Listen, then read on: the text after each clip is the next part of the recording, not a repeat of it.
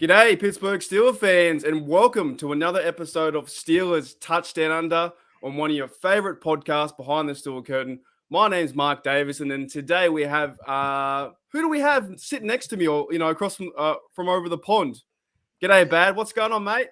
Definitely not Matty P, but good day, mate. I'm not even going to try. I'm not going to try my horrendous Aussie accent. So I'm just going to say good day, mate. Yeah, we've had it a few times with the Australian accent. We've been doing this now for a year, and we're so thankful for the spot that we have. But this is our little show to, where I can sit in the chair and ask you questions. And today's going to be a good one. As the title says, a Pittsburgh Steelers quarterly business review. Ooh. So basically, I know, right? We're getting serious. I'm wearing my golf shirt, my polo shirt. We're getting, as Valentino Diaz says, the hair is awesome. Yeah, I'm bringing that up because I love it. It's like I don't know where you just were with that hair, but there's got to be a story behind it. So I love it.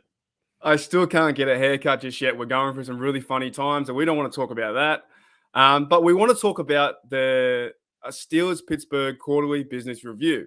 And what we're going to do today in the first part, this first part is going to be amazing. So make sure you do stick around. We're going to jump right into it. I just want to get your quick thoughts. We're going to do a 1 minute go on we talked about Steelers versus Green Bay, but what's the last sentiment for that game, Bad? That game was what it really should have been. Even if the Pittsburgh Steelers are good this year, even if they went into that game 3-0, that's a game that you kind of expect to lose. Even a good team loses a game like that on the road. But here's the thing. It's desperate times right now in the Steel City. And the Steelers went into that game, did something they have not done in the past 13 games, and they scored on the first drive. They could not score a field goal in the first drive. And remember, that was a part of a winning streak too. There's a lot of games that they won without scoring right away. So it's one of those things that, playing an NFC North opponent on the road like that, a very good one, because I think these are two throughout history. You talk about Green Bay and Pittsburgh as fantastic teams. So if that's a game, when we look at the schedule at the beginning of the season, a lot of people penciled that this could be a loss, and that's not a problem. But it changed when you're desperate at 1-2. And they came out looking good. What did they do in that game, Mark, that was better?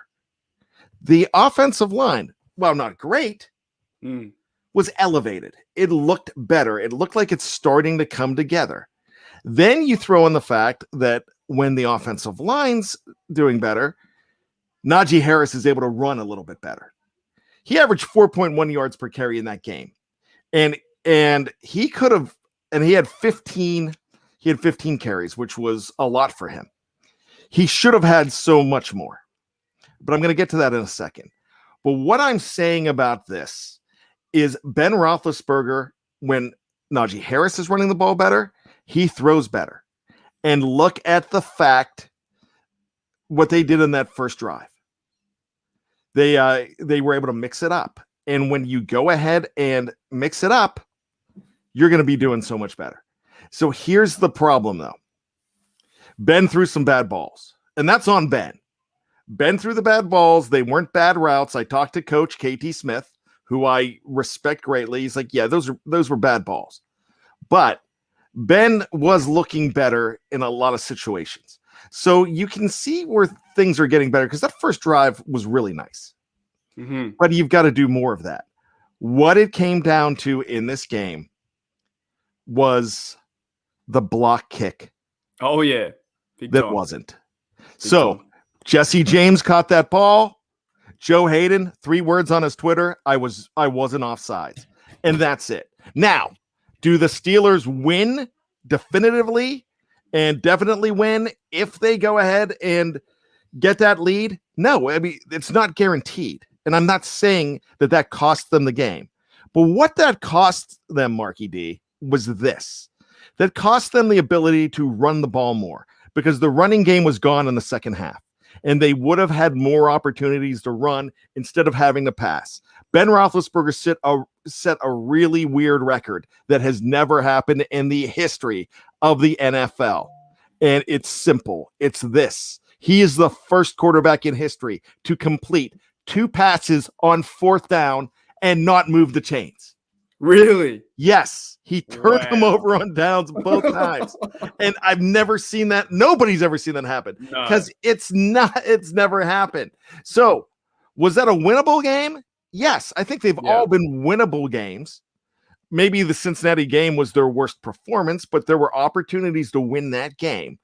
But if you lose that game and you become 2-2 afterwards, or you're 3-1 afterwards, it's better, but not at 1-3. That's where the problem is.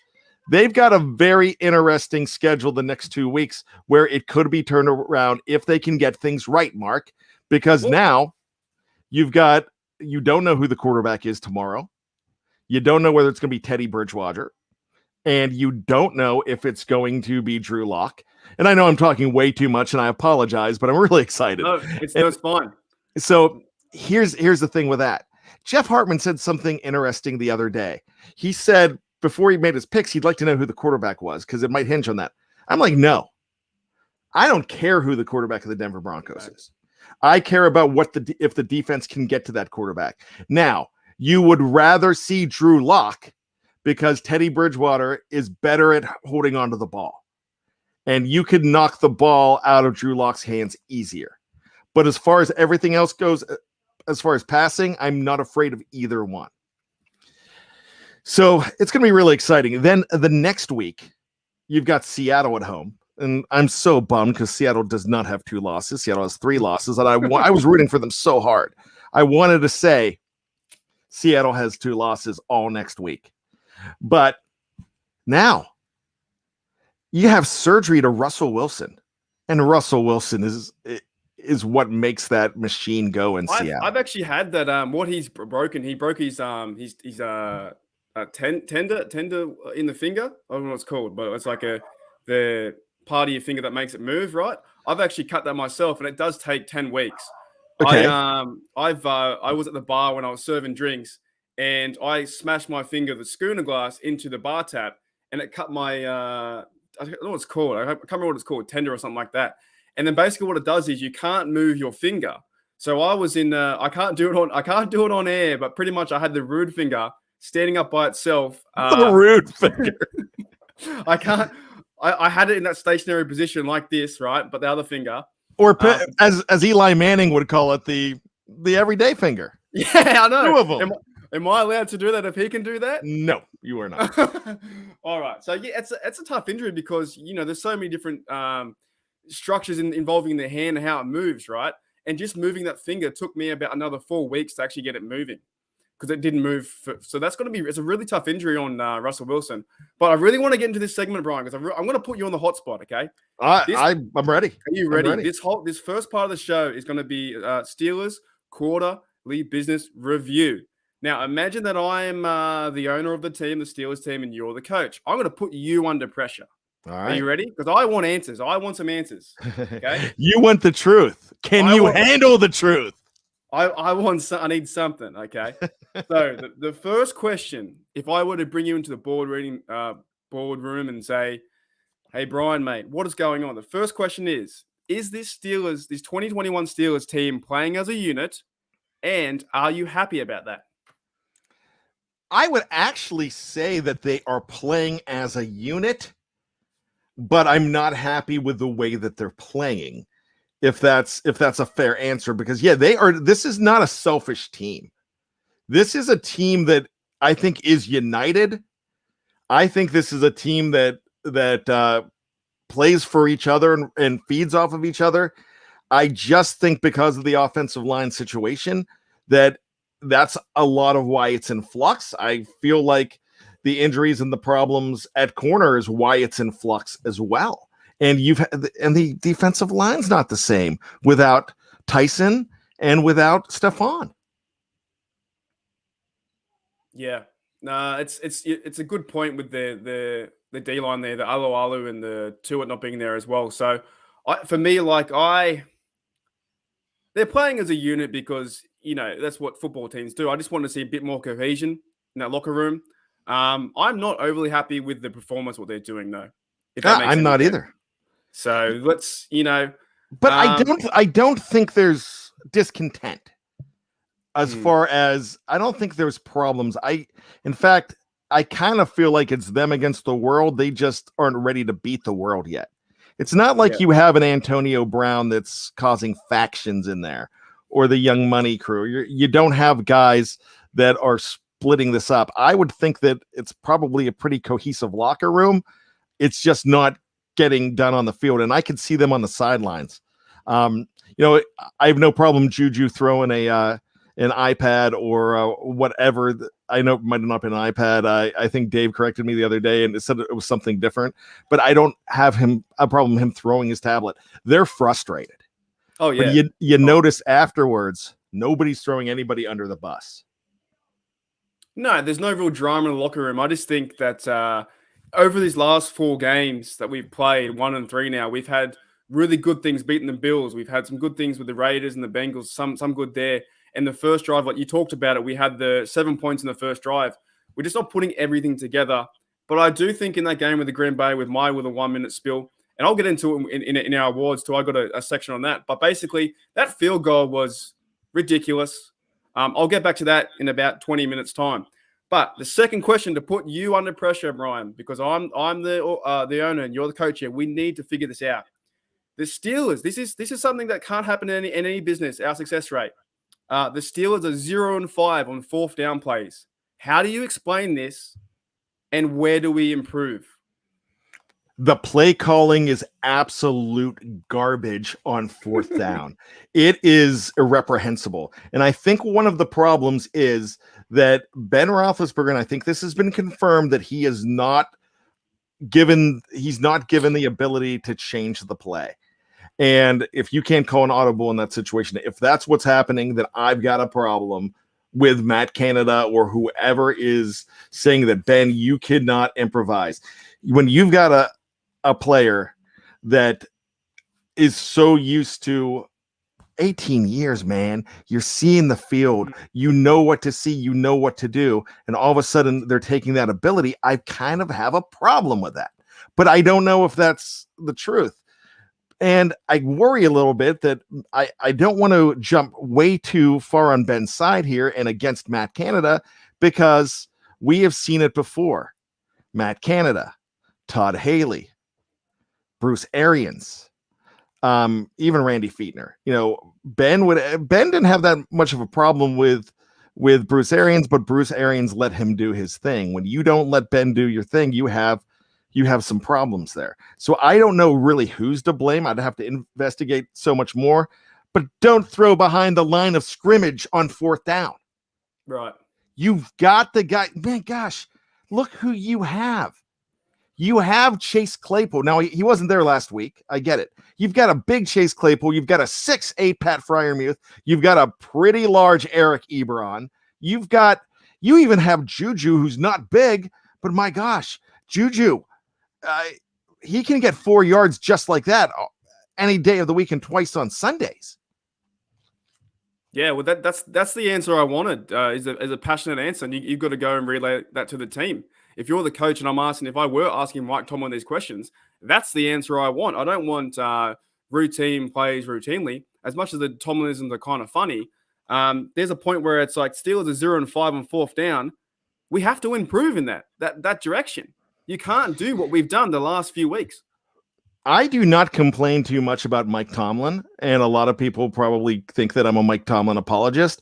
But one thing that drives me crazy with Mike is I feel like there's a little too much delegation and not enough I'm the boss when it comes to his assistant coaches. And that's probably my biggest complaint there. And the reason that is, he didn't get on Randy. He let Randy continue to do his thing last year, and they shut that ride down at Randy Lynn, which they had to. Now, sometimes you've got to step in, and he's had no problem in the past doing it on the defense and saying, all right, I'm going to call the plays. I know he's probably not a play caller, but at one point you've got to say, why are we doing the same thing? And it seems like the Steelers are doing a lot in this situation that is the definition of insanity, doing the same thing over and over and expecting it to work. Another thing that I am having problems with right now is on 3rd and 4. There's a lot of 3rd and 4s, 3rd and 3s, and guess what's happening? This team's going deep.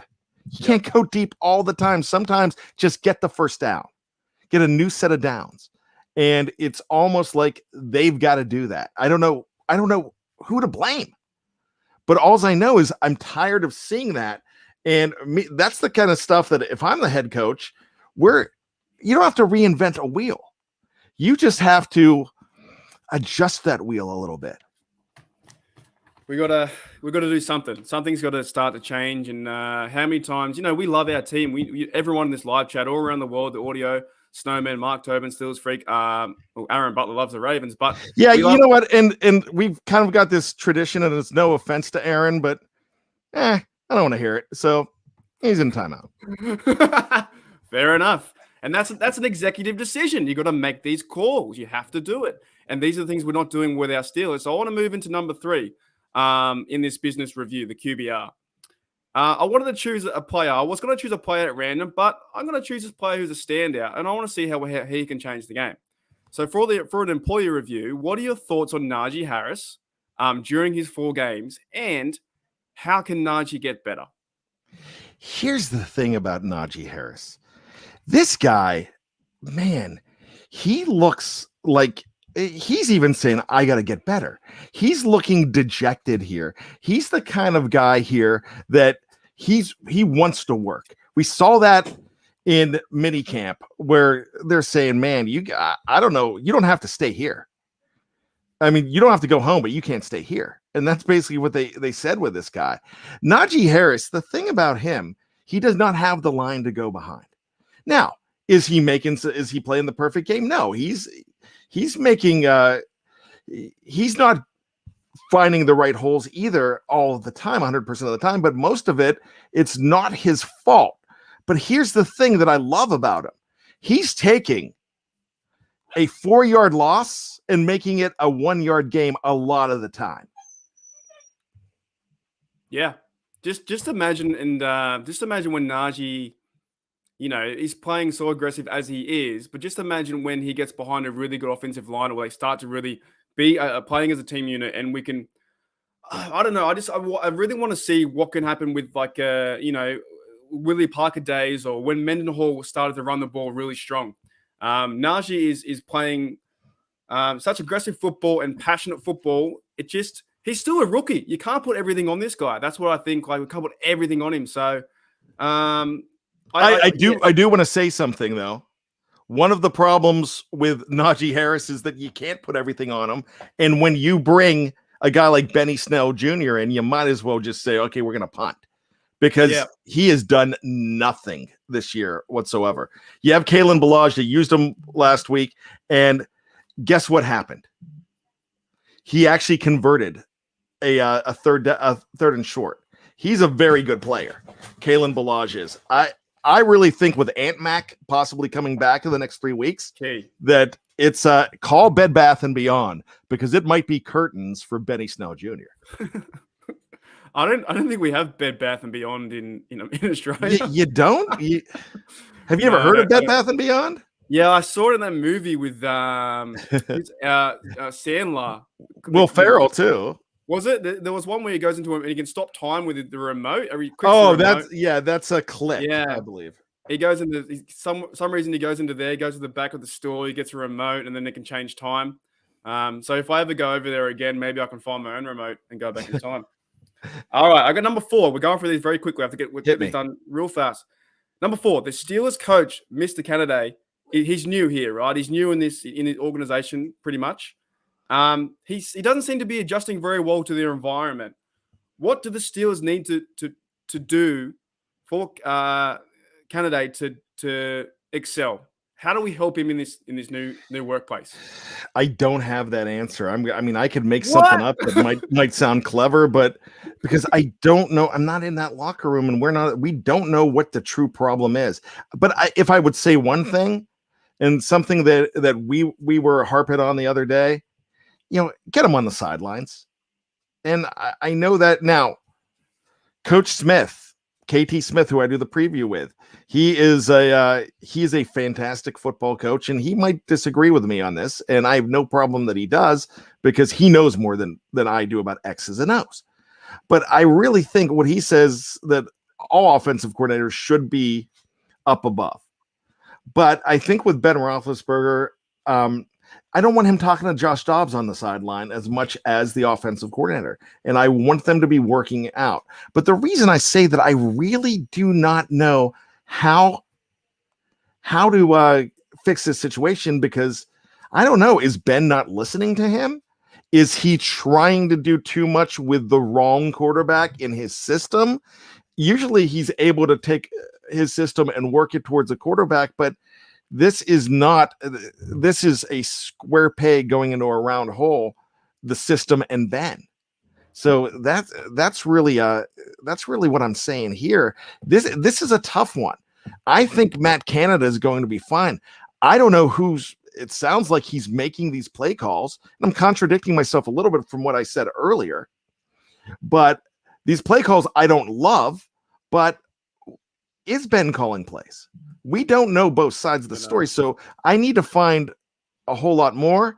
And I know Ben can talk to him through a headset, but there's so much more of face-to-face than just being on the sidelines together. I mean, than calling somebody on the phone.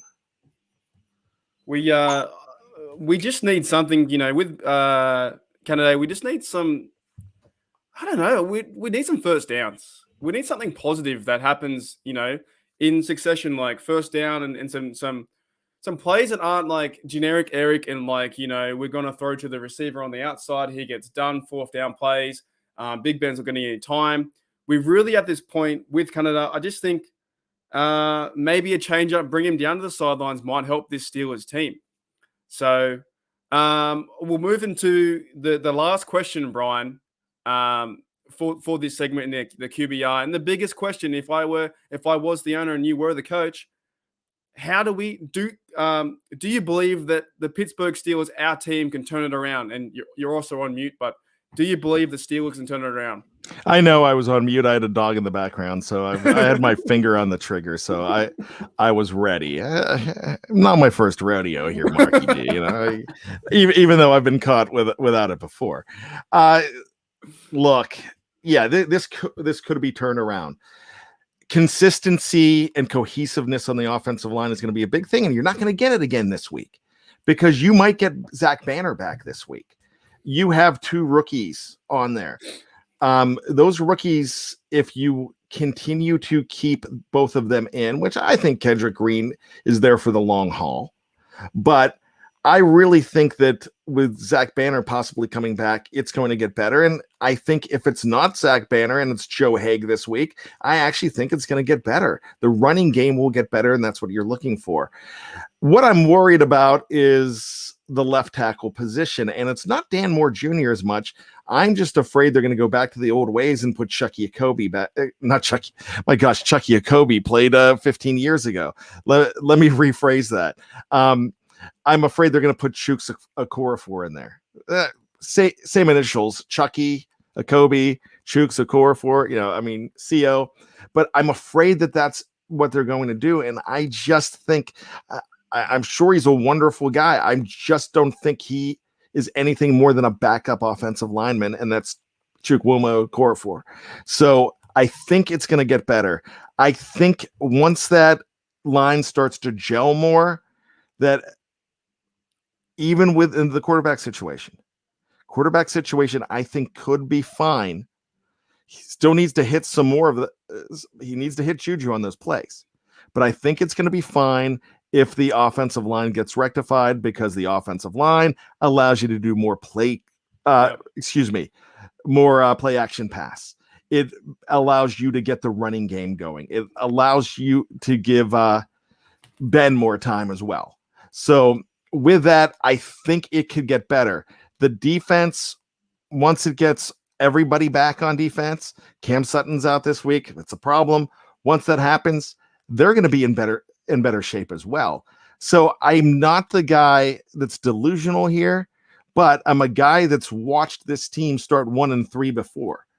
And I've watched this team, 2 years ago without Ben Roethlisberger. They started 1-4 and really almost made the playoffs behind Duck Hodges and Mason Rudolph. Then Mason gets hurt, loses to the Jets.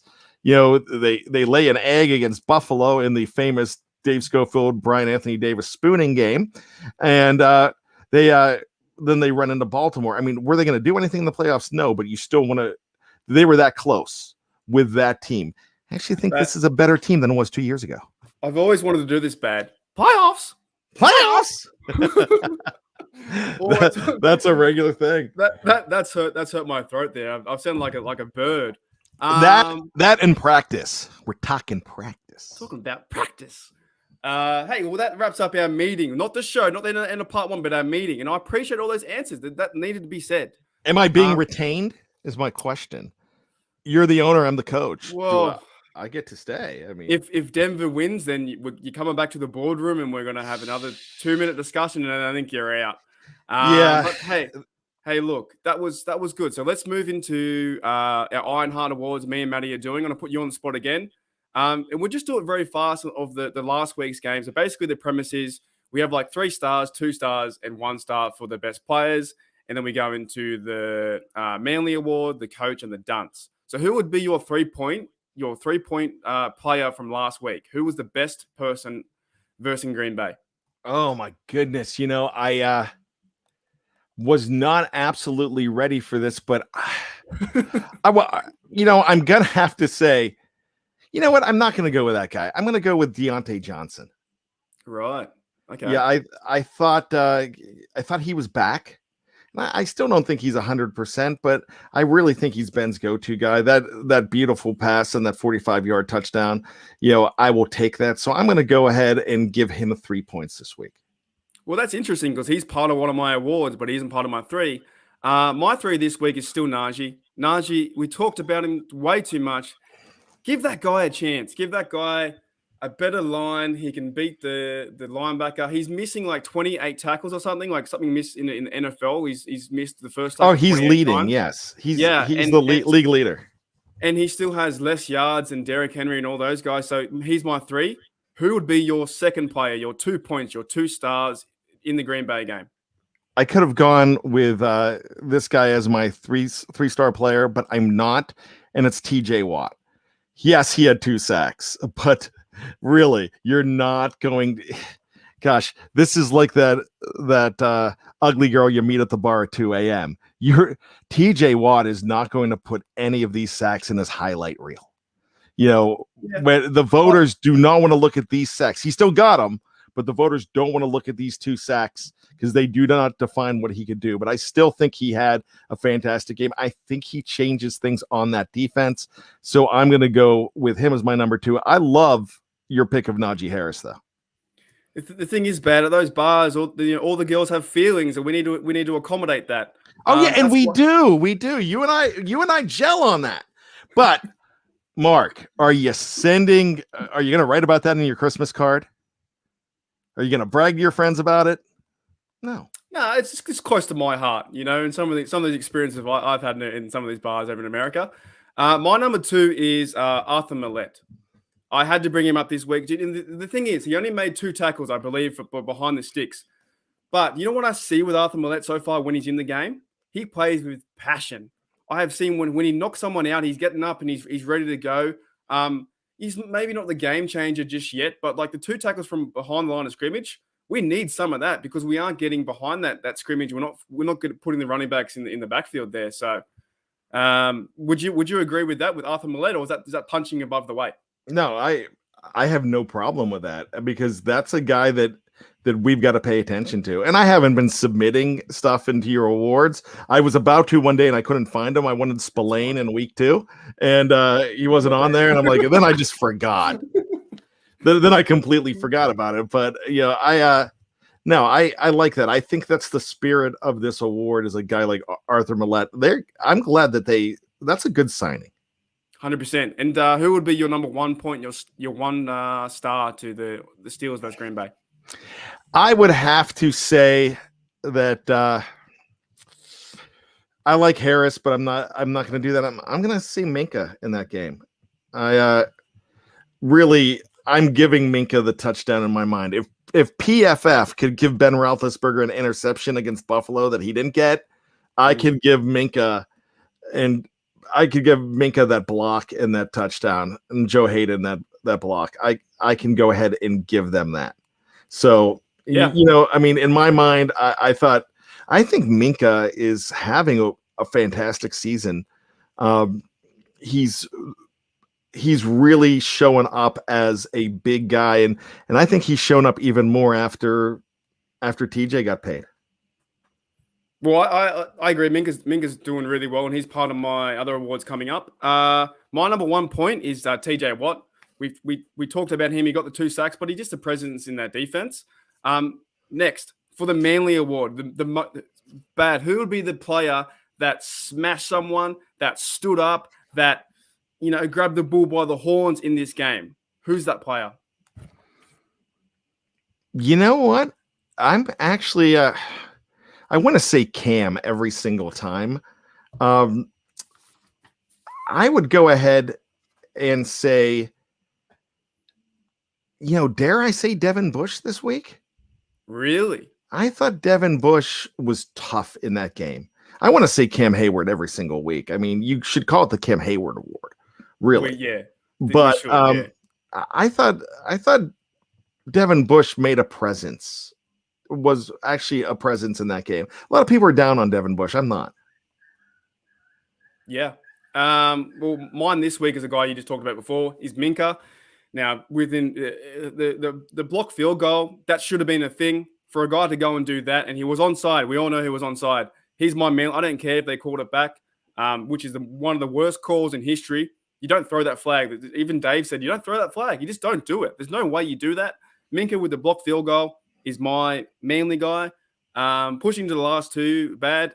Who is the coach of the week, you would say? Oh my gosh. I can't believe I am about to say this, but Danny Smith Jr. Mine's the same. It shocks me because, man, I'd rather say, man, I would rather say the guy who played Fonzie from The Water Boy, of course, Mr. Henry Winkler. I would rather do that. Say that he's a better coach than ever say, and he's fictional, than ever say Danny Smith Jr. But no, they really did well. I've got a theory, Bad, that Danny Smith Jr. was, chewing his gum to the cadence of the quarterback's, the center's snap, and that's how Minka and Joe read that. So they look over the sidelines. They don't watch the ball. They look at Danny Smith chewing the gum up and down, and Danny Smith is so intelligent that he knows when the ball is going to go, so he gives them a heads up. And they're counting the chews. And I made this up this morning. Yeah, it's this is well thought out. I like it. So as he's chewing, they're like, you can't watch the ball because apparently you get offside anyway. What's the point? And Danny Smith is like a Jedi out there, and he's going 1, 2, 3 and then they jump. That's how it works. He's a genius. All right, to end it, and then we'll end part 1. Who was the dunce of the week? Who was the worst player or the worst play? It's, man, this is like a stab to the gut every time I have to say this, but Ben Roethlisberger. Yeah, I agree with you. And mine this week is the guy he's throwing to, DJ. He did play well, but one play you can't run backwards 5 yards. Yeah, no, I'll agree with him. And I gave him. Sorry, I'm laughing because Aaron's back, and should we block him just because he's a Ravens fan? Well, it's another executive decision you got to make. But with that, anything more to say? We'll end it on part 1 here. Bad. Anything more to say about the Steelers versus Packers? You know what? That once again, that was unfortunate the way it happened. Mm-hmm. I'm not saying that once again, I'm not saying that blocked field goal that wasn't. Jesse James caught that ball. I wasn't offside, quote the Hayden. I would say that, but really this is that was a tough situation. If they come away and win that game, then we're not as scared anymore right now. Yeah. But I alluded to something earlier on the show that next 2 weeks are really going to define it. We talked about this the other day. Is the Steelers season on life support? Now, the question to that is, no, it's not on life support yet. You're not calling the family in just yet. You're not ready to do that. If you lose against Denver, you call the family in. And then you're at 1-4. If you lose against Seattle and now Geno Smith, which really you should beat Geno Smith. 100%. But if you lose that game and you're in 1-5, then you ask the priest to do last rites. Mm-hmm. So that's what I'm looking at there. And with that being said, we'll end the first part of Steelers touchdown under. Join us for the second part. We're going to Slinging the Slang. We're going to how do we beat Denver. We talk things about Australia. We're talking things NFL. We got our mate here, Brian. So please, check us out on audio and on YouTube, guys. Just stick around for 5 seconds. And we're back. Welcome back to Steelers Touchdown Under.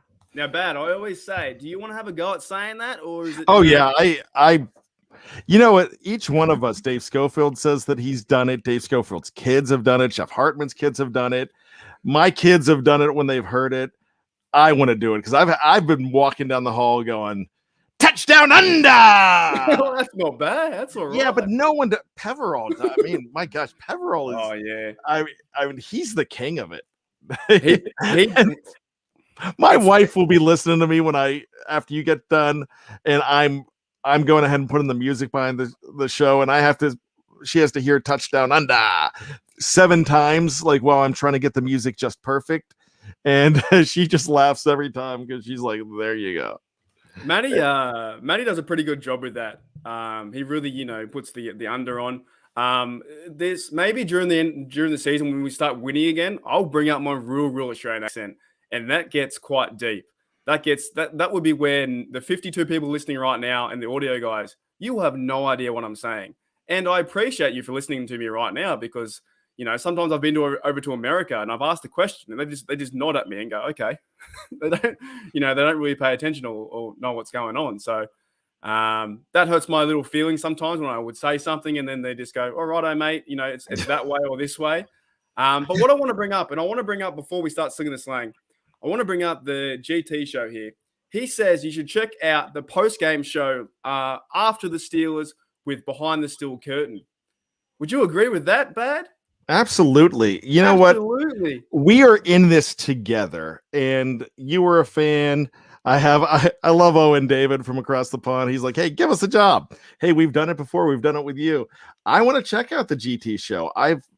We've had just a couple of weeks ago, you had my man Tate on the show, which you're going to see a whole lot more of Tate, especially in the off season and filling in. They've got a show, Know-It-Alls, and they're really good. And everybody needs to start somewhere. And I never really got to do this. I was on the writing side, but I was a DJ and I've done radio for years. So yeah, I am definitely going to check out the Steel Twins, and we need to be in this together. Yeah. There's a guy out there that, let's just say there's a Harbs out there in Pittsburgh media that likes to call us pretend media. And for all of the bloggers out there, all of the podcast and the non-credentialed media is basically what we are. We work really hard to do it. Anybody else that has another show, I suggested to them that we all band together against a guy like this and not fall under that trap, into that trap, and just do our thing, because it's kind of like this. This is not my real job, right? This is not my real job. This is a hobby. This is a part-time job for me. And over the last 5-6 months, it was my real job because I was out of work for a while, and now I'm back. But I'm in sales in the pharmaceutical industry, and we see a lot of people from competitors, sometimes in the same drug class. We see competitors, but one thing that we do is we kind of work together. We help each other out. And my dad worked for FedEx years ago, And the joke was, hey, what do you do when you see a UPS driver? It's like, yeah, we help each other out. We if there's a road that you can't find, or we see each other, we flag each other down. We help each other. It's kind of a fraternity, and we're kind of a fraternity here as well. So what I would say, what I would say to them, check their show out, because they're good fellas, Bad. I've looked at them before. They're still I haven't checked them out. They're twins who live in Pittsburgh, and we'll give them a shout out. They're just passionate Steeler fans like us. That's what it's about. So I will check it out.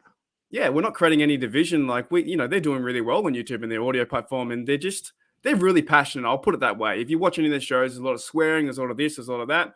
But they want to see, our team win. They want to see us do better than 1-3 at the moment, and we're just not doing that. So it's good content to go and catch someone like that, because you'll see their natural reaction to the fourth down, and like you can't do that. Yeah, so I love that kind of thing, and you never know who's going to be here. I mean, Owen asked me just yesterday, hey, what do I have to do to possibly get on here? Anybody that wants to get on here, send me a sample. Do your own show, but make it worthwhile. This is what I told you when you asked me.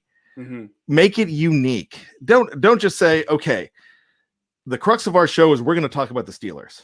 I don't want that show.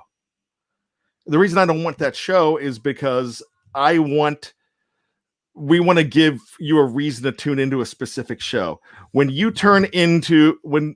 you like drama and you like police drama, and that with NCIS, what you're going to get doesn't matter whether it's Hawaii. It's going to be NCIS in Hawaii, but it's still, what you're going to get. And if you like that kind of thing, you're going to be in it, whether it's New Orleans, Hawaii, whether it's going to be NCIS Melbourne, mate. I mean, if it's like that, what you're going to get. We have a new show, What Yin's Talking About. We have the Power Half Hour, the Steelers Power Half Hour. We've got From the Cutting Room Floor. We've got Fantasy Football Fix. Those are all of the new shows that we get. And we've got Matty with the War Room. You know exactly what you're going to get with every single one. War Room, you're going to be talking about personnel. What Ian's talking about, you're talking about social media. So we want something different. We want to see how you can do your own show, and let us know. And you never know. Right now, we might not have openings right now because it's the regular season, but you never know what's going to happen. If you want to volunteer as a writer, there are possibilities. So, and one thing that that we do, and this comes from Jeff, this comes from Dave, this comes from me. If we get a text, or if we get a tweet or a private message from anybody, we try to answer it. And if we don't, it's a mistake. It's because we're busy, because this is a family out here. 100%. And hey, I don't care that we have a Ravens fan in there. We've got a Broncos fan that's been around all week. He's really respectful of the program. And I like Aaron too. Aaron likes to brag about his team. And sometimes we're sore losers and just don't want to hear it. So click, because we can. But you know what? We want to be a family out here. And we want you to have a place to vent when you're not happy about the team. We want you to have a place to celebrate. We want to be your support group, and we do that all together. And like Eric Askew says, and this is, I guess, my catchphrase that everybody knows now, you're welcome to come in, just don't pee on our couch. And Eric knows it. And exactly. So that's it. So I know I went off on a tangent, but I love the fact that I would love it earlier if I had something and I wasn't affiliated with it, to be able to text a host or tweet a host and get a message back, because you guys are fans just like us, and this is a community. And I actually get a little bummed out that I'm doing the show sometimes and I see a lot of people greeting each other. Everybody's greeting each other, and I would love to be able to greet you guys back. It would be fun. Well, that's the reason why, I texted you, Bad, and I have the opportunity. What I do now is to get the Steeler voice, out of my chest and let it all let out, and the passionate. But basically, this Behind the Steel Curtain has done really a great job, and you guys in the community, you're the reason how we can have so much fun. on this platform. I would say, and the reason why I can bring up comments like this, so it's going to go into Slinging the Slang. Steelers Freak says, I count watching Down Under as learning another language. I love that, Steelers Freak. That's great. And it's true. We in Australia, as you guys already know from my voice and my accent and the way how I speak, we have things are very chop and change. So we don't have it's because it's so hot here and just our culture. We speak in short, verses or sentences. So, and then there's another one before we get into the Slinging the Slang. This is a funny one. Daredevil says, do you sound like you're from Darwin? I'm not from Darwin.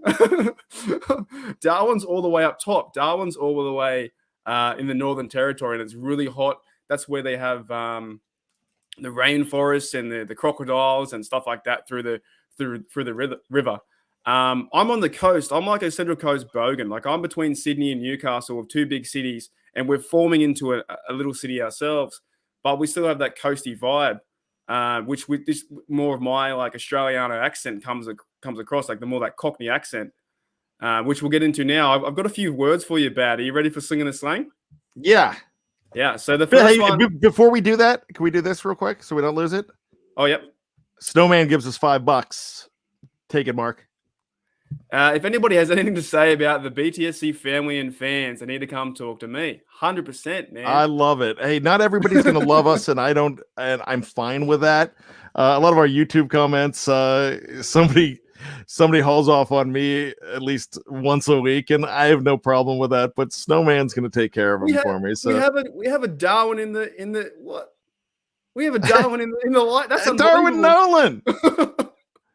All right, Darwin. I love it. Oh, sorry. I was trying to get that off there. Welcome, Darwin. That's awesome. That's heaps good. You're named after a city. That's cool. All right. And more Australian slang. So I wanted to bring up I've got 3 words there, 3 phrases. What do you think this means, Bad? Ridgy Didge. A ridgy didge. I would think it would be getting stuck in the mud or like a muddy road. No, it's nothing to do with like the physical. It just means, are you ridgy didge? Are you okay? Like, are you doing okay? Pretty much. Okay, so ridgy didge is a positive thing. So we need to be ridgy didgy. It's a question. It's like, are you ridgy didge? Or like someone asks you, how you going, mate?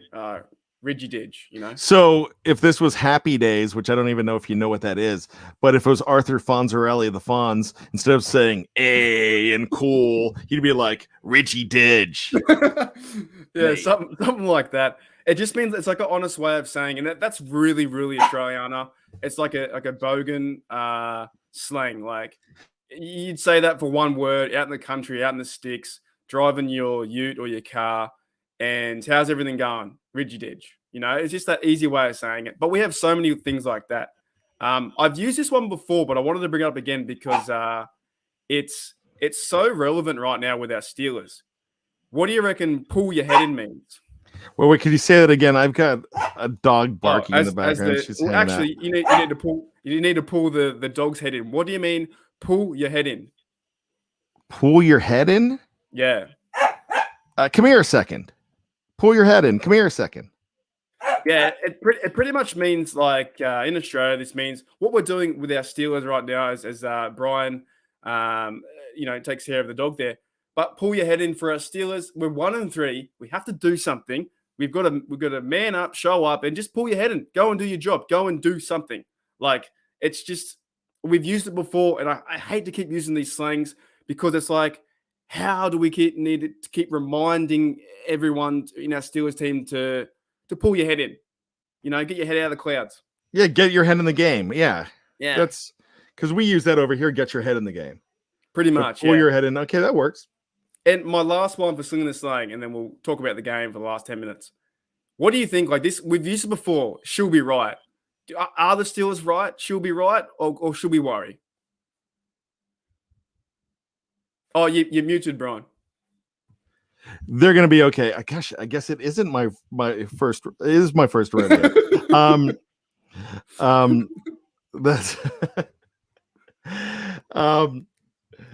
let's just go say she'll be right. Yeah, well, I hope so. I really look. She'll be right in Australia means you drive your car, you get into a car crash, your half your legs come off, you've crashed into another car and the building's on fire. She'll be right. She'll figure it out. The same time though, I think we will be right in this Denver game. She'll be right, I but think she'll be right.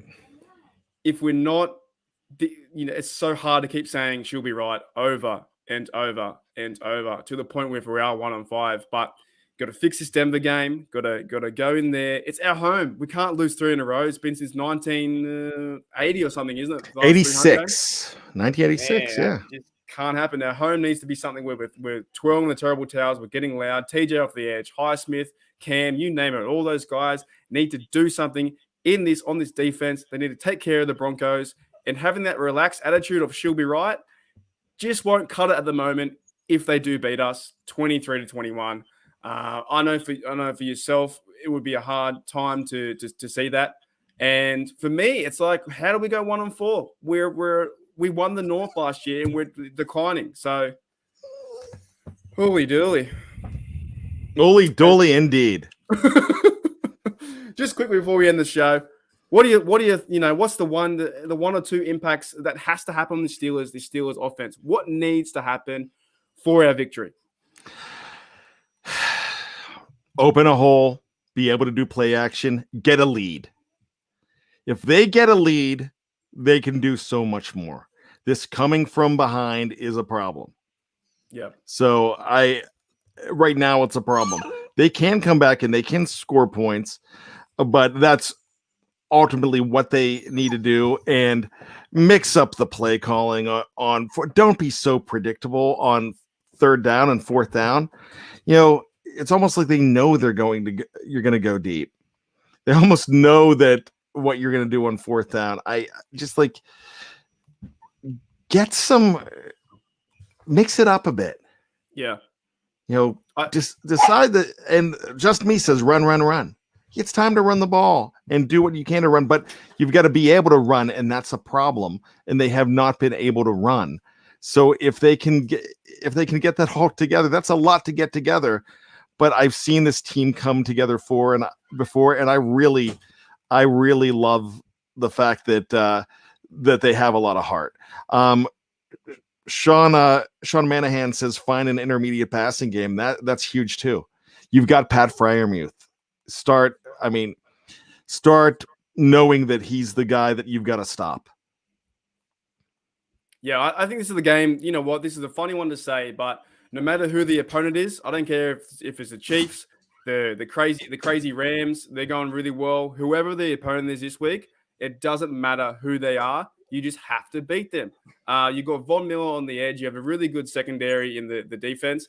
This is a time where you really need to say, let's do some Steeler football and play our game. And if our game is checking down to Naji 2nd and 4 and hopefully getting a 1st down, if our game is moving the ball to Juju on critical 3rd downs, if our game is spreading it wide and going to Claypool over the top, we have to play that. We have to bring that in. We need the blocking to be fantastic. We need to just say, like, no matter what, the Steelers have to have the mentality to win this game. And it's not like, the other team, the other side is like they have all the best players. It doesn't matter. It doesn't matter at the end of the day. There's 2 teams going down to the line, and you have to just take advantage and be the best team and not beat yourself. Because we have beaten ourselves, and I say we as I'm the coach, but we have beaten ourselves the last 3 or 4 games, and we snuck away with the Bills game. And I think you just need to turn it around and get a victory by 10 points, have a good rushing game, hopefully get over 100. Just things of that mentality to where, let our hearts rest a little bit when we wake up. Well, I'm going to wake up tomorrow at 4 a.m. and by 5 a.m., if we're down by 13-3 and the offense looks terrible, I don't know what to do. I'm still going to love the team, but it's I don't know. You just something has to. We need a forced fumble. We need someone to step up and stop talking about the next week. Oh, we need someone to step up. We need to say, one of our players say, hey, we stepped up this game. We stopped him here. We took away Teddy Bridgewater or the other bloke, Locke, anyone on the defense that scares you, that how they get the win, Yeah, I mean, I absolutely have got to say a guy like Von Miller, and I know that's an easy one for me to say, but this is a really solid. I mean, my gosh, this defense is basically the number 2 defense in the league. This team reminds me of the Indianapolis Colts of the last couple years. Kind of suspect on offense. They can score here and there, but on defense, you've really got to find a way to beat them. And the Steelers have found a way to beat the Indianapolis Colts the last couple years. Just the last 2 years with a very good defense.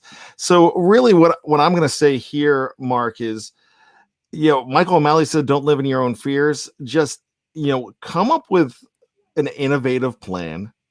It's like if you watch Ted Lasso, they come up, I mean, that's fictional, but they come up with innovative plans every week in what you've got to do to win. It doesn't work all the time, but sometimes it will. And I just want to, if you get the predictability out of this team, you're probably going to do a lot better. I think they start putting it together this week. I think enough is enough. Backs are against the wall now. Not completely against the wall, but it's getting close to that. If they lose this week, I'm not packing it in. No. But then you got to realize that you're going to have to start needing a miracle if they're at 1-4. But we saw what they did at 1-4 2 years ago without Ben and with not a very good team. So I think there's a lot of talent here. So I'm really thinking that it turns around. But I mean, you kind of expect that out of me because I am a homer. I am that guy, but my gut will tell you when I think they're going to lose. But I've been wrong 4 weeks in a row. I was wrong in the Buffalo game. Then I was wrong the last 3 weeks. I'm probably going to jump off the picking them bandwagon if they lose this week. And I should have probably picked against them this week just to do it. But I really, in my heart of hearts, I really think this team goes out and says, you know what? We're the dadgum Pittsburgh Steelers. And we are going to show you who you are. You're in our house. None of that. Playing around is now over. Yep. We're black and gold. We're 88 years of history of tough football. We are going to be who we're supposed to be. And I don't care if you're coming from Denver. I don't care if you're coming from Kansas City. I don't care if you're the Monstars playing football from Space Jam. I don't care. We're the Pittsburgh Steelers, and we're going to show you who we are. And that's what I want to see out of this team. And I think it's coming. It has to be, the first quarter or the first 2 quarters. I just think we have to, sometimes these games are won in the first quarter or second quarter. We have to have that mentality of like, this is our team, and the players are so talented. You look at the roster. We've been over it a million times. There's so many talented players on that team. They just got to come together. They got to buy in. They got to help Ben out. Ben's got to help himself out. Ben's got to help the O-line out. They all got to come together and just play the game the way we have loved them playing the game forever, for a long time. Absolutely. And you know what? I have a personal announcement to make. I got to run because my son, 14-year-old Connor, you've met him. He's in 9th grade. He's at his very first homecoming dance, and I got to go pick him up. And so I'm really proud. I mean, gosh, I dropped him off. He meets up with his friends. There's a tear in my eye going, that's my boy, all dressed up and ready to go. So I need to go pick him up. So I'm not leaving him at the football field alone. So I'm going to roll, but this was a lot of fun, Mark. I appreciate you 100%. Having me. Yeah, thanks, Bab, for coming on. We might do a few questions for the next 5 minutes if we have any questions. Feel free, yeah. I might stream for the next 3 hours. Do what you need to do. Just if you're gonna do that, just put commercial breaks in so I can break up the show. And I do have to say one thing before I do leave. I got to say this, Aaron. I dig you. I don't care if you're black and purple. Sometimes the purple needs to get nurpled, and I get that, but we're okay. You're okay. Just listen to the group. Just don't pee on the couch. And Steelers Freak says, bad, give him ugly chip tips. Yeah, he doesn't want to listen to me yet. I have so much to teach this kid, and he doesn't want to hear it yet. He doesn't want to know about 2 a.m. yet. He's a little dude, and he's just like, Dad, I don't want to hear it. He goes, Yeah, "You've been divorced. You've been married twice." So, he said, "Yeah, you don't know anything." I'm like, "I have a wealth of knowledge to tell you." So I'm gonna take off, and I'm gonna see what I can tell him on the 10-minute drive home. We'll see. I love y'all. Thank you so much. And just like Snowman would say, I'm gonna leave on this black and gold till I'm dead and cold. awesome. Thanks, Bad. Thanks, mate. All right, guys, as Bad leaves the show, give me some questions into the chat. I've got one already coming up. But pretty much like we've been over a few things. I think that this Denver game has to come to a point where it's like something's got to give, something's got to happen. How do we continually lose these games? Since the Washington game last year, we've been playing the same sort of football, I guess. And it's just like, I know you guys out there too are very frustrated with this team. And it's how do we turn the game on at one quarter and we're down by 10 points and Big Ben can't connect to his receivers? The O-line is getting pushed back. Naji's trying his hardest out. Our defense is getting pushed back too in the running game. It just, there's something isn't there just yet, and a lot of us can't figure that out. I've got a few questions. I got one from Michael, and I can only finish half of it because I don't want to get into the old political debate. Michael Manley says, Mark, do you see the team turning it around? And the rest of that question. But I'm not going to get into a political debate. We're talking Steelers football. As to your first question, I think we can. I believe it. I believe the Steelers can turn it around because you have a window now where if you go out and play at home and you play to their ability, if we are 3 and what are we? 2 and 3, then you have a gimme game where Russell Wilson has he's hurt his finger, which I've actually done the same injury, right? If you go and get 3 and 3 heading into a bye, it's like a whole new season. You get back Ant Mac, you get back some key other injuries. Washington's out this week. It's 3 and 3 the whole new season. It's just we had the same feeling though of like, okay, we're watching our team play and they're playing awful football. But if you get that block field goal, we're up by 17 points to 14.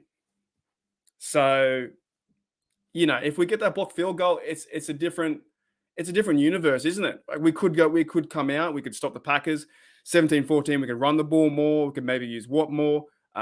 We can use play action pass if Ben wants to do that. So all these things aren't just going our way just yet. So if we lose, though, I don't know if you want to see me have a rant. If I lose, that'd be a bad time. That'd be a real bad time. There's a question here from where is it? Snowman. This one, I'll be completely honest. Snowman says here, what's going on with Stephon Tuitt? I'll be very honest. I don't know. I understand that he's injured. I do understand also that he had his brother passed away, unfortunately. So I don't know, has the Steelers media really talked about his situation with the Steelers? Is he coming back in 2 or 3 weeks, 4 weeks? Is he coming back at all? Well, it's just something we don't know. And you're asking the guy that I'm so far away because we get like today's news. We get our news 5 or 6 hours behind. And that's why I listen to and watch Behind the Steel Curtain as well. I'm not too sure what's going to happen with Tuitt, to be very honest. I wish him all the luck. Like, that's horrible. What happened to him is horrible.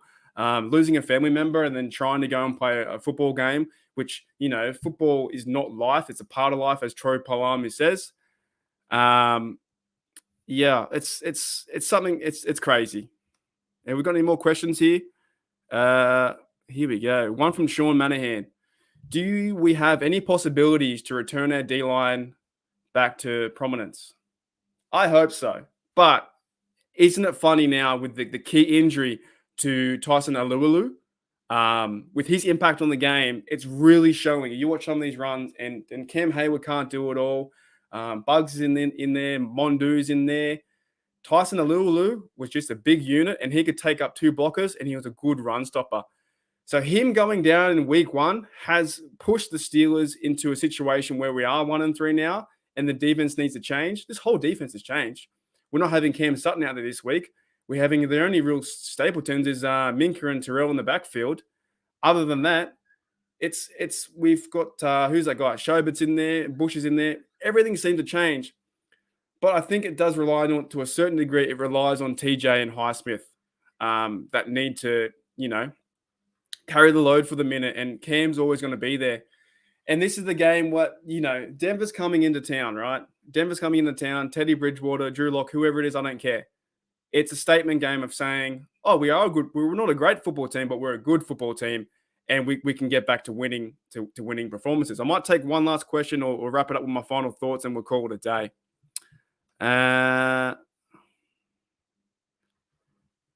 Okay, no more questions, but you know what? We're just gonna say this one last thing before we call it. The Steelers in a situation right now where they are, what are they, 1-3. If you win this game at home, which they should win this game, they have a good chance. Everything is in their favor. Yes, they're an even side on the betting, but everything is in their favor. Work out a few things with Big Ben and the O-line. Win this game no matter what. I don't care if it's 17-16. Win this game and then have another prove-it game versus Geno Smith. Geno Smith is not an NFL quarterback. He's not. There's a few memes out there and during the Facebook land and that kind of stuff, and people were like, "Does Geno Smith still play?" Like he's not. He played well against the Seahawks, but no one knew he was in the league until he had to come in because the Seahawks bloke Wilson hurt his finger, which was terrible. The injury is like, oh my god, you can't do that. But if we have a chance against Geno Smith at home, Sunday night football, my time will be 12 p.m. having a few schoons, having a few beers, watching the game. Then we have a great chance to go 3-3, and it's a new season no matter what happens. And also in the AFC North this week, I believe the Browns have a chance to lose against the Chargers, and the Bengals have a chance to lose against the Packers. And can the Colts turn up and verse the Ravens? That's the thing. One last question. I got Snowman here, and we're wondering Snowman because he's such an awesome bloke. He says, "How's Matty doing?" Matty's doing fine. Matty's great. He had to do something. I think he had some dentist procedure. It's something with his teeth. Something happened. He's doing great, man. He's fine. We'll be back as normal next week. But I want to thank everyone for coming to the live chat and Bad as well. It's always great fun. But hey, look, for me being on Behind the Steel Curtain and talking about Steel football, it's going to be your 1 p.m. game. It's going to be my 4 a.m. game. And you better bloody believe it that I'm getting up at 4 a.m. or I'm getting up at 3:59 a.m. and I'm turning that football on and I'm ready to go. I'm so ready to go. This is the make or break. Denver's not the greatest team. We have to have a dig. We need to have a go. We need to pull our head in. Thanks everyone for listening to Behind the Steel Curtain. I'm getting fired up. And here we go, Steelers. Here we go.